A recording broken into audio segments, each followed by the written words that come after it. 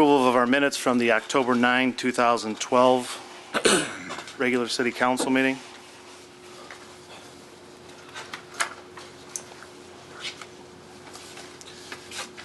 Does anybody have any comments? Move to approve. Second. To approve, Colleen Gallagher, Yes. Katie Gallagher, Yes. Kevin Tansky, Yes. Tom Murphy, Yes. Tony DeMarco. Yes. Kathy Pucci. Yes. Ron Van Kirk. Yes. Just a quick announcement before we move to the public session. Our next regularly scheduled meeting will take place on Tuesday, November 13, 2012. Monday, November 12th is Veterans Day, and thus per our council rules, our next meeting will be on November 13th, same time, 7 p.m. Next, we'll move on to our public session. If anyone in the audience has anything to say for the good and welfare of the city of Brooklyn, please step forward, state your name and address, including your city, and you will be recognized. Please remember to keep your comments to 5 minutes or less.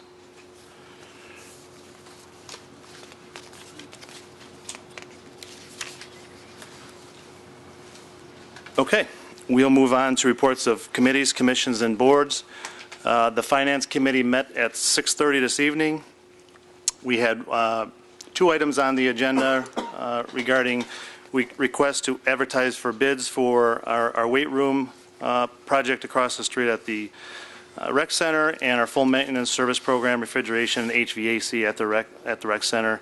The Finance Committee recommended that we move forward and authorize the bids for both of these projects. Again, Finance Committee typically meets at 6:30 in the conference room. Anyone is welcome to attend the meeting. Next, move on to report from the Recreation Board, Mr. Tansky. Thank you, Mr. DeMarco. Brooklyn Recreation Department Board meeting was held on October 15, 2012. Halloween Scream Skate will be October 26 from 8 p.m. to 9:15 p.m. Halloween Don't Be Tricked on Halloween contest is for preschool to 3rd grade. The flyers will be going out to the school and the drawing will be held at the Halloween Scream Skate. Lobby Art Contest. The Recreation Department is having an art contest for artwork to be hung in the Recreation Center rink lobby. Adults, students, and any water or ice rental groups are being asked to submit their artwork to the Recreation Center by November 30th. Participants must be a current member of the facility, a participant of a rental group, or registered for a sport activity at the facility. You may use any type of medium, example paint, chalk, crayon, charcoal, photograph. All arts must be at least 20 by 30 inches or longer.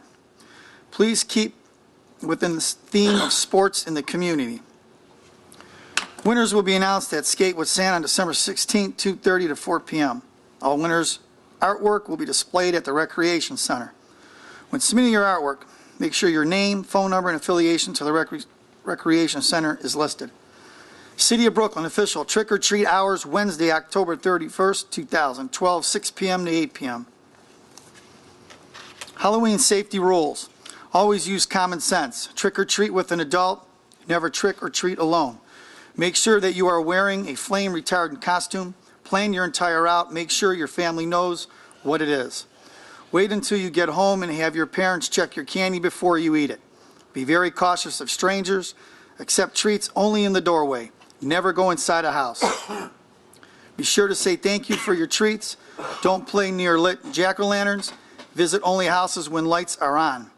Walk, don't run. Cross the street at the corner or in a crosswalk. Walk on the sidewalks and driveways. If a person calls you to their car and you don't know them, walk away and tell an adult.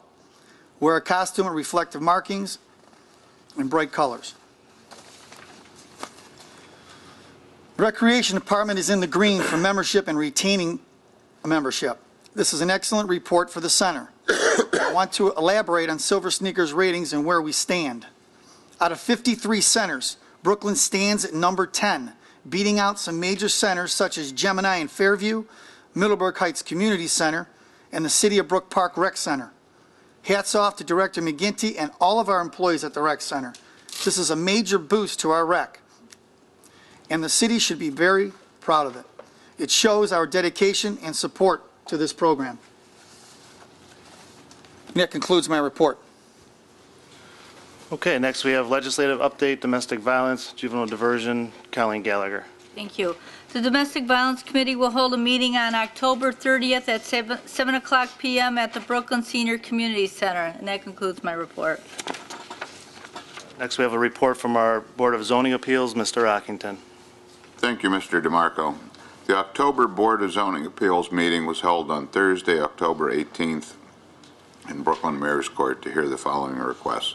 First item on the agenda was Anthony Coyne, representing Sheets Incorporated, presented a request for a 13-foot driveway variance and a 12-foot canopy height variance to construct a new Sheets fuel station convenience store at 10315 Cascade Crossing. After considerable discussion and audience comment, the board approved the requested variances. Second item on the agenda was a request from John Green to install a 6-foot solid dog-ear board fence, including integral light poles, to be located at 10218 Bidoff Road. After discussion, the board approved the requested variance. That concludes my report. Thank you. We'll move on to reports of council, and this evening we begin with Colleen Gallagher.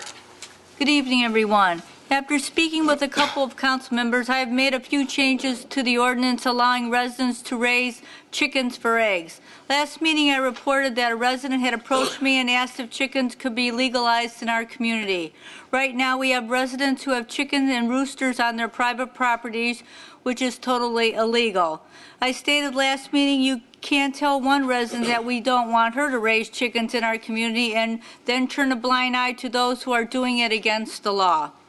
Also, I did speak with a resident on Winter Lane who was not in favor of this ordinance, and she was not aware of residents currently raising chickens and roosters and breaking the law. I'd like to highlight some of the changes that I made to the ordinance that was tabled last meeting. The ordinance changes are there'll be no more than 2 chickens which will be kept on 1 acre parcel of land, and no more than 1 rooster for 1 acre parcel of land.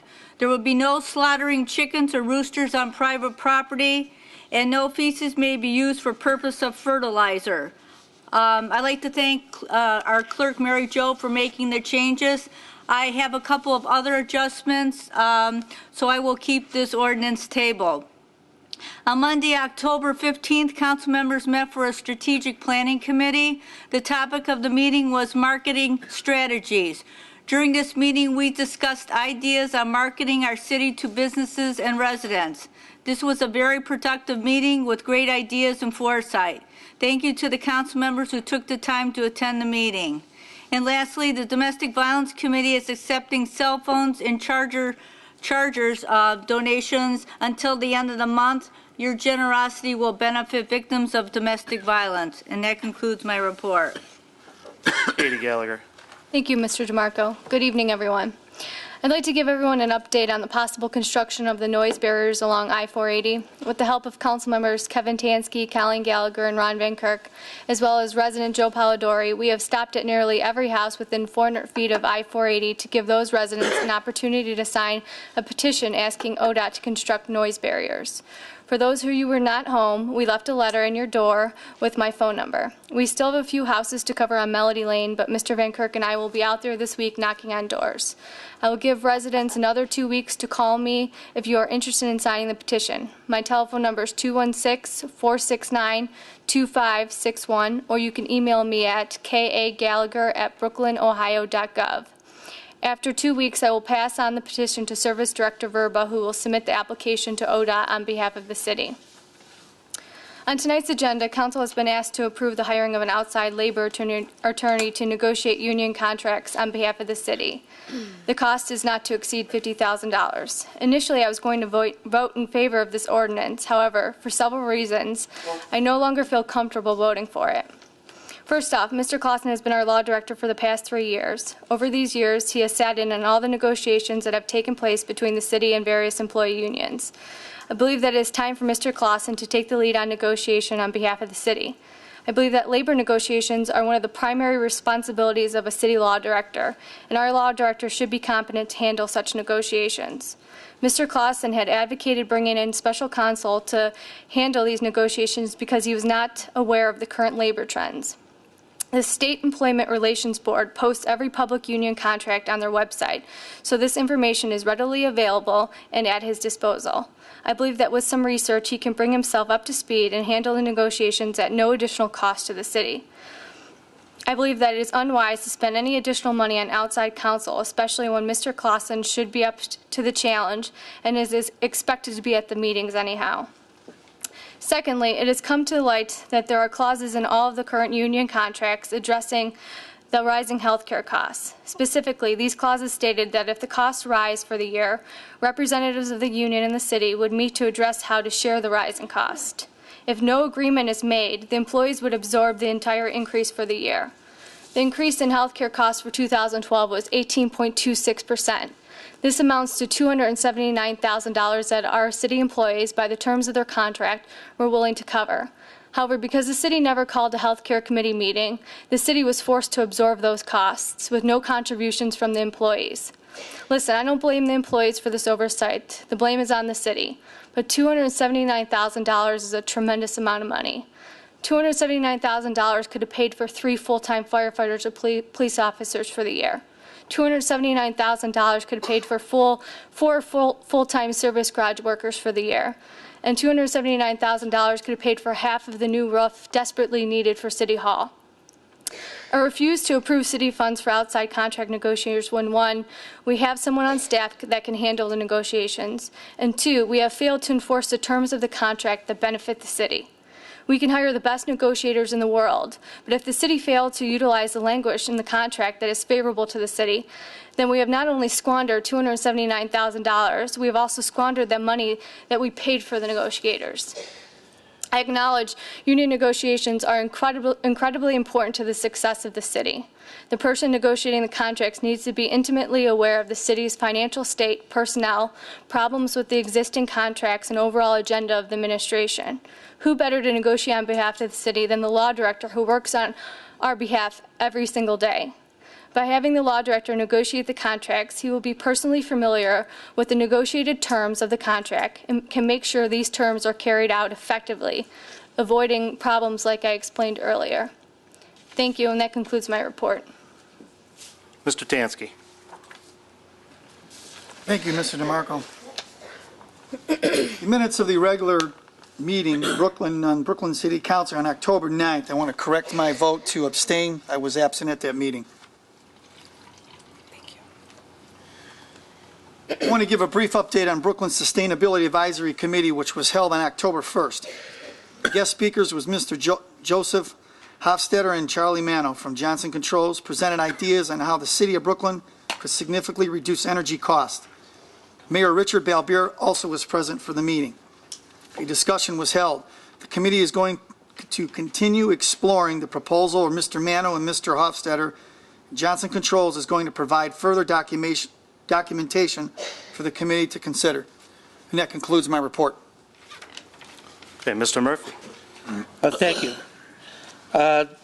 We still have, as we did last meeting and in the past, or past 3 years I've been here, not addressed 3 part-time employees getting full-time health care benefits.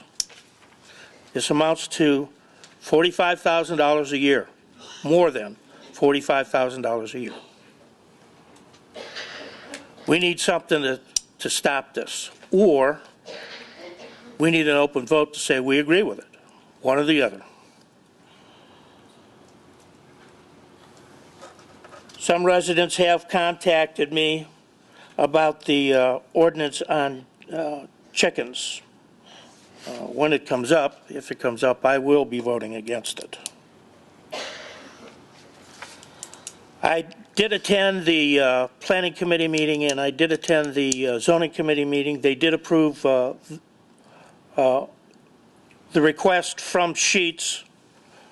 The Zoning Committee was just for driveway and I forget the other one, but at any rate, I did get to voice my opinion there.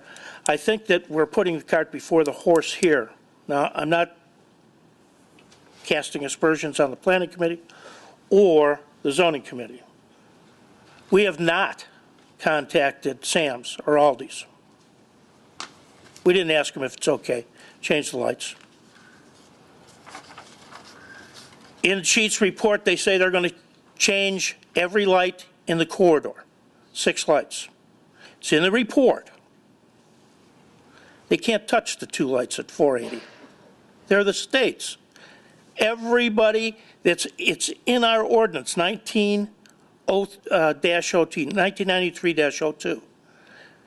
Nothing can be done with those lights without the prior approval and consent of the state of Ohio.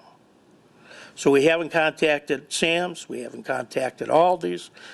Well, I did, and they wanted to know if the lights are going to be taken out or altered. And I said, you have to talk to Sheets. Apparently, it's their call. I don't get it. It seems like the cart's before the horse. The residents, I've only had 2 residents from Tiedemann Road call me and ask me about an additional light on Tiedemann Road. I don't know what to tell them. They have to talk to Sheets, I guess. I don't know whether the property values are going to go down. It doesn't seem right to me that you can add another light and it's going to really increase traffic.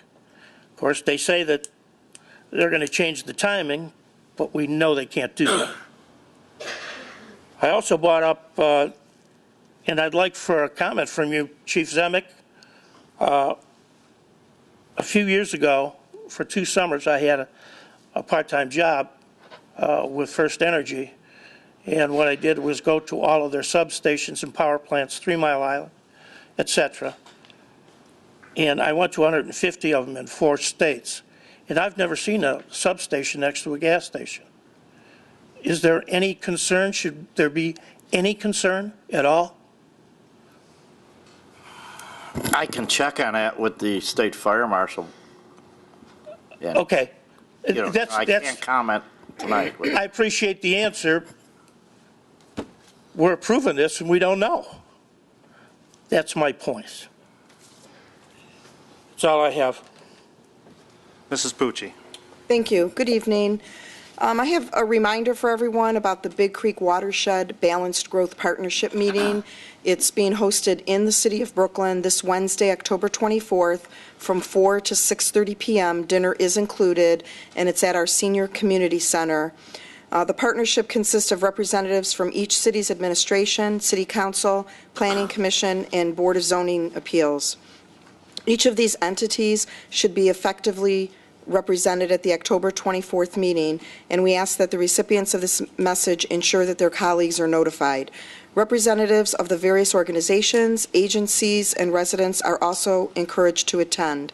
We'll have the executive director of the Ohio Lake Erie Commission, members of Friends of Big Creek, the project consultant from Tetra Tech, the Director of Watershed Programs for the Northeast Ohio Regional Sewer District, Community Planning Program, and of the Levin College of Urban Affairs from Cleveland State University.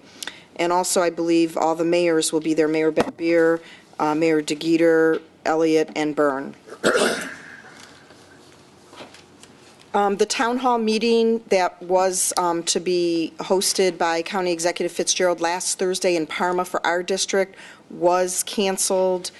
It will be rescheduled, so make sure you watch for the announcement when it is rescheduled. The Strategic Planning Committee did meet last Monday, October 15th. The only topic we discussed was strategies for marketing our city to businesses and residents, including the possibility of hiring a marketing firm. We invited the mayor and director of economic development to share their ideas with us. So hopefully we'll be able to move forward with some of the ideas. And that completes my report. Mr. Van Kirk. Thank you, Mr. DeMarco. Good evening, and thank you for once again being part of our council meeting. I wanted to once again remind residents that Election Day is coming. It's Tuesday, November the 6th. Besides the election of individuals to federal, state, and local offices, there are also several issues on the ballot, including a tax levy renewal for the Brooklyn School District, a renewal and tax increase for the Cuyahoga County Port Authority, and several state issues that will make change to the state of Ohio Constitution, and there are also several other issues. I would encourage all residents to go to the Board of Elections website at boe.cuyahogacounty.us to view the entire Brooklyn ballot and read the issues and amendments. Once you're there, you can click on election information and find it. The ballot is rather lengthy. It's 6 pages long. And so I would encourage you to read up on the ballot and be an informed voter. If you have any questions, you can call the Board of Elections at 216-443-3298. And if you choose to go to the voting booth on Election Day rather than voting by mail, make sure that you do have a proper form of ID. This past evening, I had the privilege of attending Brooklyn's final home football game for the season. The Hurricanes took on the Clearview Clippers. The weather did not want to cooperate. It was sloppy and cold. But despite that, the stadium was comfortably full and the fans seemed to have a good time. The Hurricanes rally came up short in the end, but their effort is to be commended. And this was the first time I was able to hear the Brooklyn Marching Band this season. And as always, they were tremendous. Their effort is to be commended as well. And I wish both the football team and the marching band the best of luck in the final game of the season this Friday at Oberlin High School. Last Monday, I was also able to attend the strategic planning meeting, and we discussed various topics to help our city move forward with new businesses and also help out residential areas. This meeting was very, very productive, and I look forward to implementing these new ideas. And I want to compliment Ms. Pucci on running that meeting. She did a very good job, and I do believe it was very productive. Thank you, and that concludes my report. Okay. I'd like to just provide a few facts on some comments that were made at the last meeting by Mrs. Colleen Gallagher regarding our automated trash pickup. This year, we've spent $264,180 on a new truck and another $200,239 on the toters that you've all received for a total of $464,419, all of which was paid for in cash. In addition, Mr. Verba and other members of the administration have spent countless hours researching and making this an operational success for us. Yes, I supported this new collection method, and I do believe it will serve the city well for years to come if managed properly.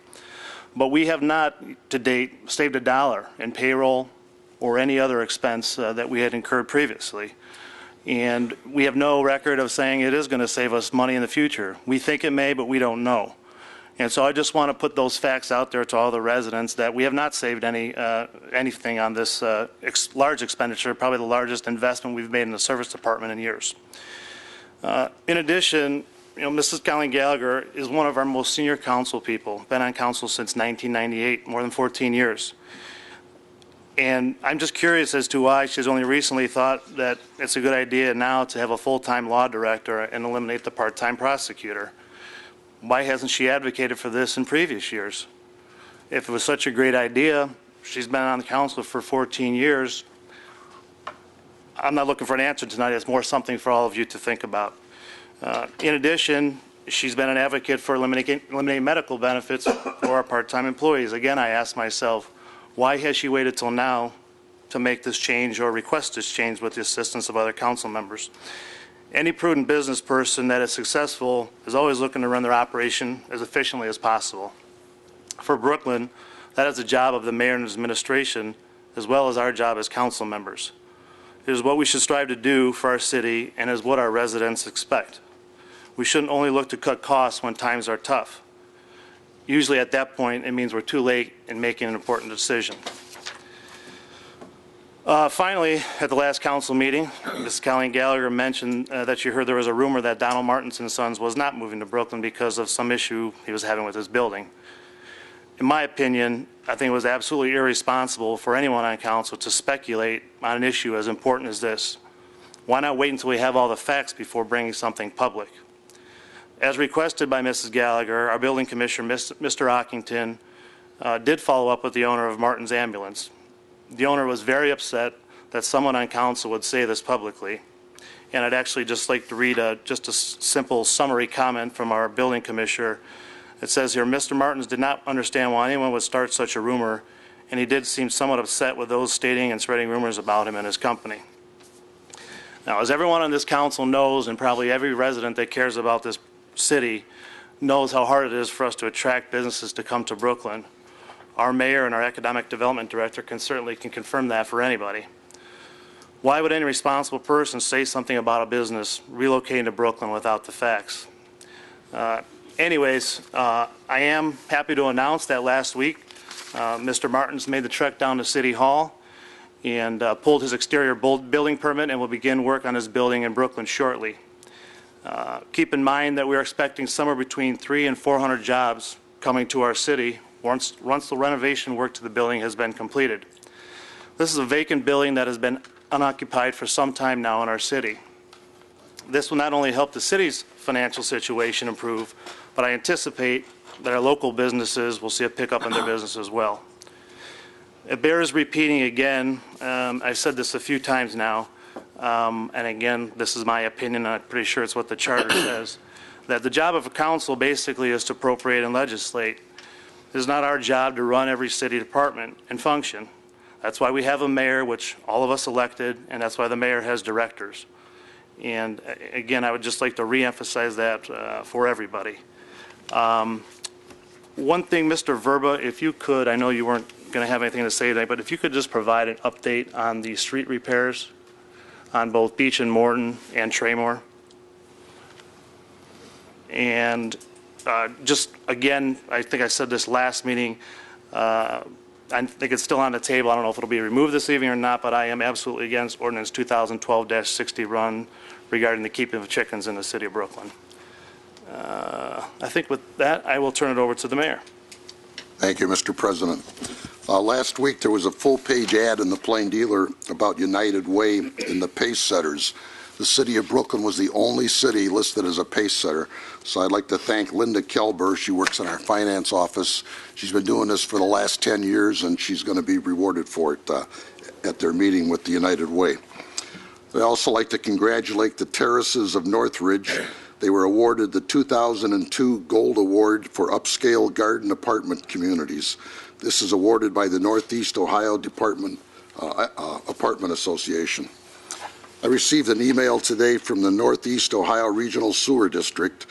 They want to advise they have workshops for non-single family residential customers to further explain fees and available credits related to the Regional Stormwater Management Program. The remaining sessions will be offered on October 23rd and October 24th from 8 a.m. to 10 a.m. and on November 7th from 1:30 to 3:30 p.m. And these will take place at 4747 East 49th Street in Cuyahoga Heights. Registration can be accomplished on their website. As most of you know, when I speak at council meetings, I very seldom read a prepared speech. I always talk from notes and talk from my heart, and that's the way most people like it. But tonight I've written a speech that I want to say, and the only reason I wrote it out because I don't want to miss anything. So tonight I would like to say a few words about my administration and directors. When I took over as mayor in September of '09, the city was in horrible financial shape. We had to act quickly. Programs had to be cut, services cut back, and layoffs made. This was all taking place during a recession.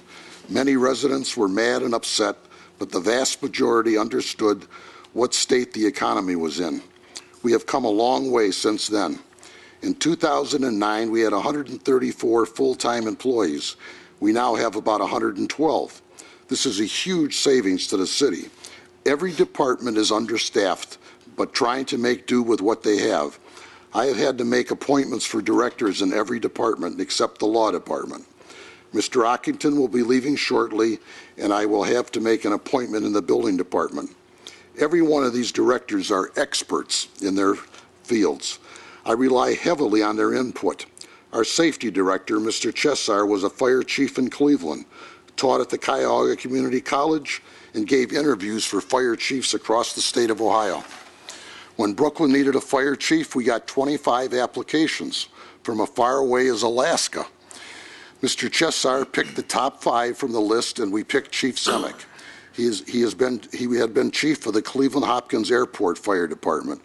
Between the two of them, they can answer any questions about the fire department. The police chief, Scott Melke, worked his way through the ranks, graduated from John Carroll University, and has become an excellent police chief. Mr. Tom Ockington has spent his career in the building departments at Lakewood and the last years with Brooklyn. He has all the state certifications and will be a hard person to replace. Our service director, Mr. John Verba, has worked for the city since he was a teenager. He's worked his way up through the service department. He got his college degree from Cleveland State and has become an excellent service director. Then we come to the finance director. We had an excellent director in Mr. Kennedy, but when he left for Solon, we were left in a tough position. I interviewed 7 very qualified applicants and chose Jenny Ezere. It has turned out to be an excellent choice. She was a finance director for the University Heights, got her degree from Baldwin Wallace College, is very motivated and intelligent. Everyone has to admit she has worked out very well. Next, we come to the law director, Mr. Clausen. He was appointed by the previous administration. He grew up and graduated from Brooklyn High School, got his law degree from John Marshall Law School, worked as an assistant law director in Lakewood, worked for 6 years as an assistant county prosecutor. I rely heavily on Mr. Clausen's legal advice. Why am I telling you all this? Because I had to miss the last council meeting because of a personal matter. I was then told that my law director had come under attack by council. First of all, I understand there's 2 or 3 council persons that want to be the mayor, but they're going to have to wait. I think council forgets their role in government. It's council's job to legislate, to approve ordinances and resolutions. If they want to pass an ordinance on chickens, fine. I was elected by the residents of Brooklyn to run the day-to-day operations of this city, not council. About 6 months ago, 2 different council persons came to me about making the law director's job full-time and doing away with the prosecutor. I am from the old school. If it's not broke, don't fix it. However, everyone knows I'm always looking at ways to save the city money. So I told both council members I would look into it. They were right. There is a small number of cities that do both. However, they pay a lot more than we do. Our mayor's court is always one of the busiest in the state of Ohio. They're always in the top 5 or 10. So if the law director was made full-time and did his job and the prosecutor's job, number 1, he would have to be paid a lot more. Number 2, we would have to be in our mayor's court every other week. In Parma Court every Monday to handle the cases sent over to the Muni Court by our mayor's court. If a case goes to trial, longer time will be spent. Also, the prosecutor is on call 24/7 if he or she is needed by the police department in the middle of the night. Another item that no one mentions is now when the law director or prosecutor is off for any reason, vacation time, sick time, or so forth, the other one fills in. If the law director does both jobs and is off, we would have to hire someone to do both jobs, probably at $200 to $250 an hour. I don't see much savings doing this. I would love to have a full-time law director, but not at the expense of losing a prosecutor. And we have a very good one who is respected by both the police and the Parma Court. The other item that comes up is the medical coverage of the law department. All 3 were hired before I became mayor. I'm put in an awkward position because my brother is the magistrate for the last 12 years. But all 3 in the law department were told when they were hired that it would include medical coverage. As far back as we could check, the law director has been part-time and has had medical coverage. Just to take medical coverage away at this point is just plain wrong. To see a policy that would pay a percentage for their coverage is fine. Also, a policy in the future where someone who is hired in these positions would not receive the coverage is fine, but just to take it away is wrong. Instead of council going in 7 different directions, we should all be working together with one goal in mind, to make Brooklyn the best place in Ohio to live and raise a family. I know that's my goal. The last few years we have had to work under a financial problem of American Greetings. Once that is settled, we'll have a better sense of direction. I'm asking, let's all work together and do the job we're elected to do. Thank you. Thank you, Mayor. Okay, move on to director's reports. We have a report this evening from our finance director. Thank you, Tony. I'd first like to echo the mayor's congratulations to Linda Kelber for all her efforts in the Brooklyn United Way campaign. She's done a tremendous job, spent a lot of time doing it, and I'm really lucky to have Linda in my department, so I just wanted to say that. Last council meeting, there was a question with regard to the landfill closure and transfer, and I didn't have that in front of me, so I did want to let you guys know that the budget included a $166,700 transfer from the general fund to the landfill closure fund. And I do have updated balances with September interest. We earned $127.41 in interest. That now brings the fund to $4,153,408.52. That's my report. Thank you. Thank you. Safety Director Ed Chesar. My report is in regards to the traffic control device adjacent to the new construction site of Sheetz. I have collected and reviewed all of the available information available. I have attended Sheetz engineering presentations and studied the effects of this traffic control device at the proposed location on Tiedemann Road as per the construction plan submitted. After careful consideration, my decision is based on the following. Sheetz provided a traffic study and gave presentations which I attended.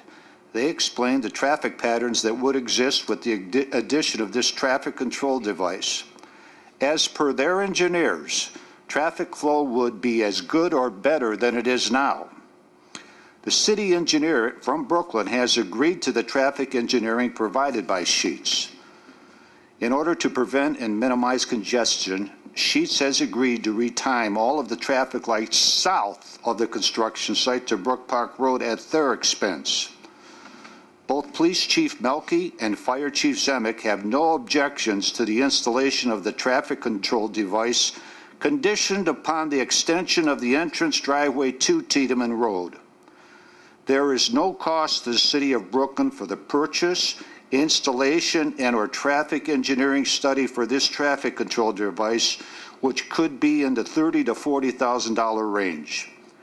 As per Section 30502 of the Codified Ordinances of the City of Brooklyn, I hereby authorize the installation of a traffic control device on Tiedemann Road to safely control the flow of traffic as per the construction plan submitted by Sheetz.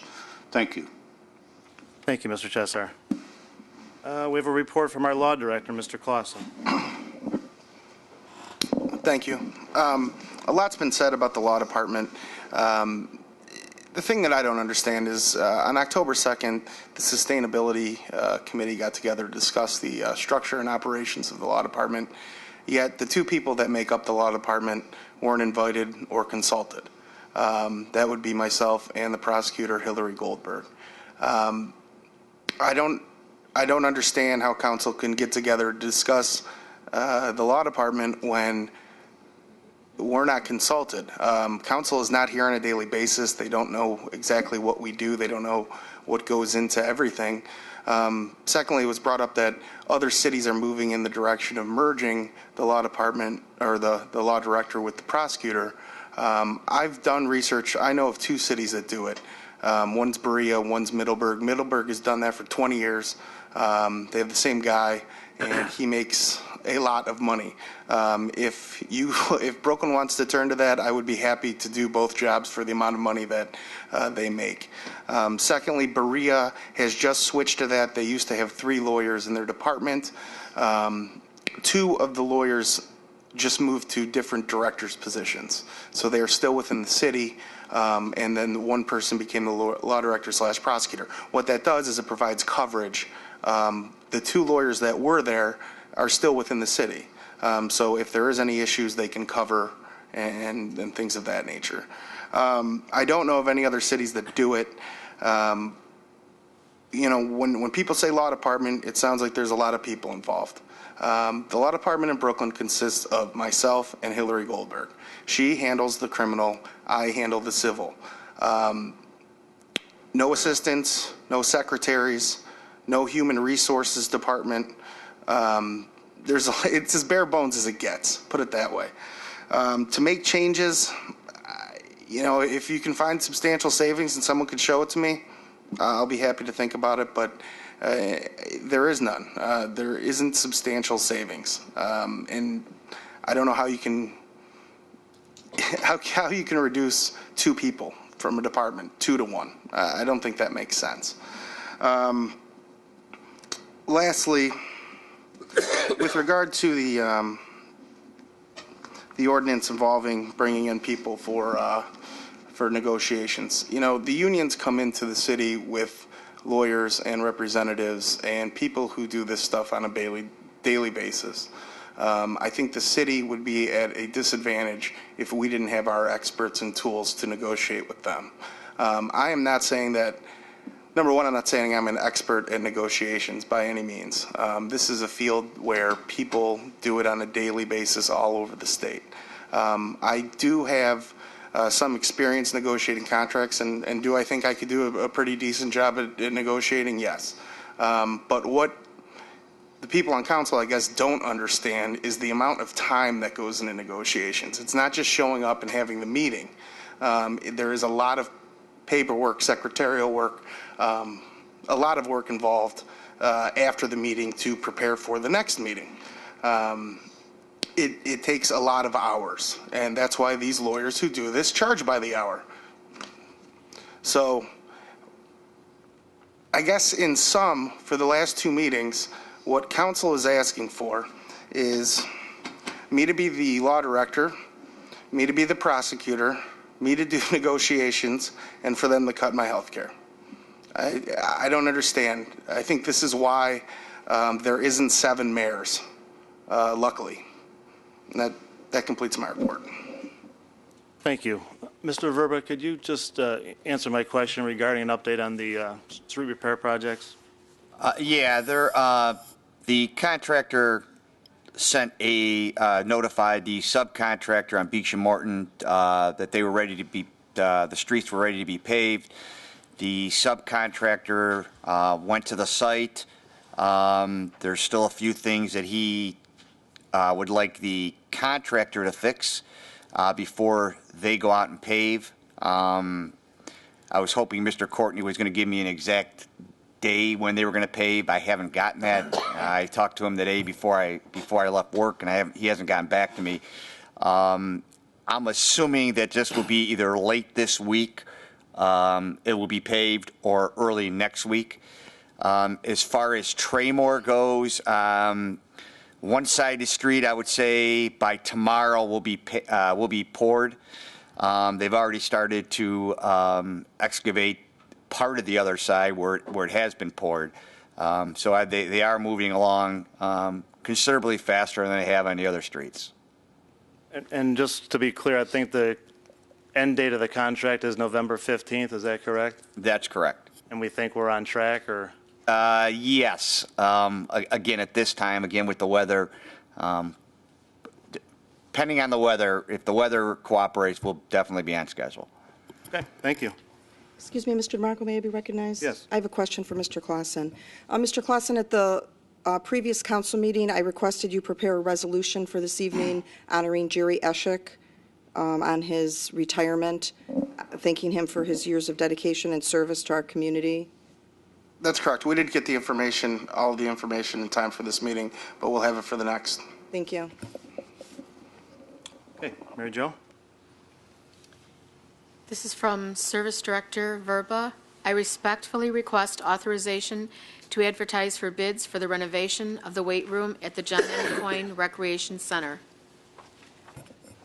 Move to approve advertising for bids for the weight room renovation. Second. To advertise for bids, Colin Gallagher, Yes. Katie Gallagher, Yes. Kevin Tansky, Yes. Tom Murphy, Yes. Tony DeMarco, Yes. Kathy Pucci. Yes. Ron Van Kirk. Yes.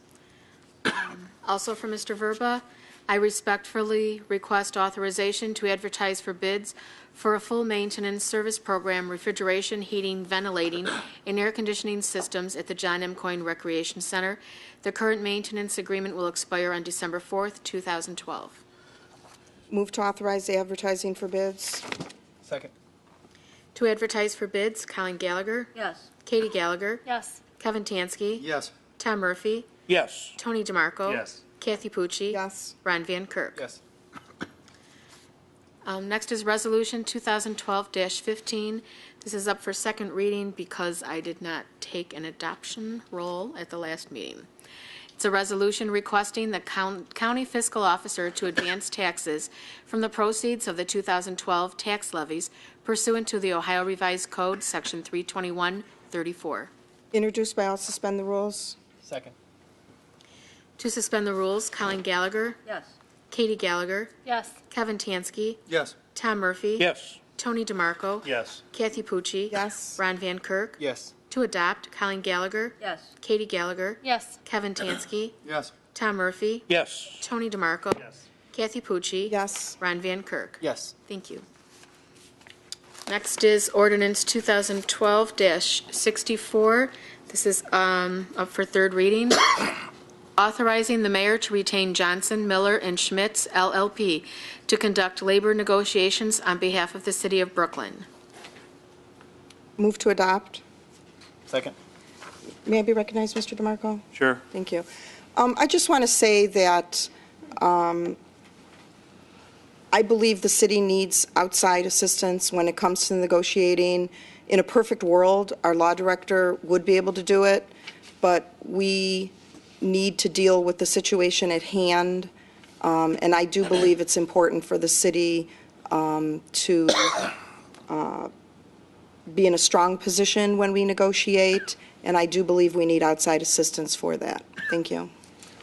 Just to piggyback on those thoughts, in my opinion, in my short time on council, this is probably going to be the most important set of contracts that we've negotiated in the city in a heck of a long time. And nothing against Scott or his ability, but as he alluded to earlier, the firm that the mayor's looked into, a firm that we've used in the past with success, this is what they get paid to do. This is what they do for a living. They do it very, very well. And if this ordinance is defeated this evening, I just want to let all the residents know that without a doubt, this will put us definitely in a deficit position when negotiations begin. To get a second. May I be recognized? Sure. A few years ago, I was the deciding vote to confirm the former mayor's appointment, Scott Clausen, as law director. I was interested in someone who had the experience negotiating contracts. Mr. Clausen assured me that he had the experience to the Lakewood Law Department. Last contract I approved outside counsel so Mr. Clausen could brush up on this area of law. Mr. Clausen should be able to negotiate the city contracts and save the city money. So my vote is going to be no tonight. Hey, Mary Mr. Jo? DeMarco, can I have a word? Yeah.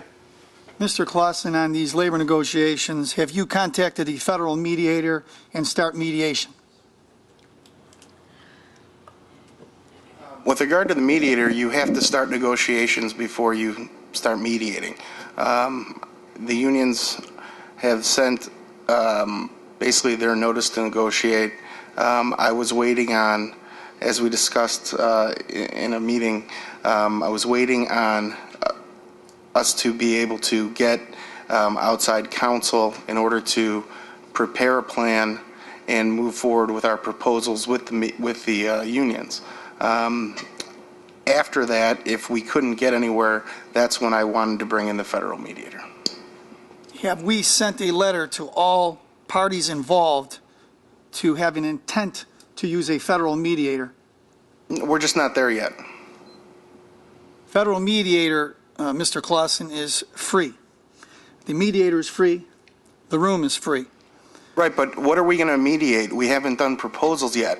Well, then the proposals need to be put together by the unions and yourself. Need to meet with a mediator and proceed. I understand that. We have not even sent out a letter to engage in federal mediation. I have a federal mediator coming for a grievance next week. I know that the federal mediator is out there. I understand what they can do for a city, and we will use them if the unions agree when the time comes. Okay. Thank you. Okay. All right, Mary Jo. To adopt, Colin Gallagher, No. Katie Gallagher, No. Kevin Tansky, No. Tom Murphy, No. Tony DeMarco? Yes. Kathy Pucci? Yes. Ron Van Kirk? Yes. Fails. Okay. Yes. It has to be amended, yes. The next item is ordinance 2012-68, establishing new section 1359, clandestine drug laboratories of the Brooklyn Codified Ordinances. Introduced by all, suspend the rules. Second. You know, There's, I do have a question. Do we have to amend this? Yes. Please. Okay. Do you want to, why don't we just put it on first reading? I Okay, think the yeah. chief is going to care at this point. Okay. So it's- Move to put on first reading. it's on first reading then. That's all I Okay, have. does anybody else have anything they'd like to add? Again, I'll just beat the dead horse, since nobody else will. This vote this evening, not using outside counsel, I'm not sure, I guess, what the rest of council, I'm assuming they think Mr. Clausen has the time to, I guess, handle these negotiations in addition to everything else that he's doing. So unless there's another plan that I'm not aware of, so we'll wait and see what happens. I need a motion to adjourn. Motion to adjourn. Second. To adjourn, Colin Gallagher? Yes. Katie Gallagher? Yes. Kevin Tansky? Yes. Tom Murphy? Yes. Tony DeMarco? Yes. Kathy Pucci? Yes. Ron Van Kirk? Yes.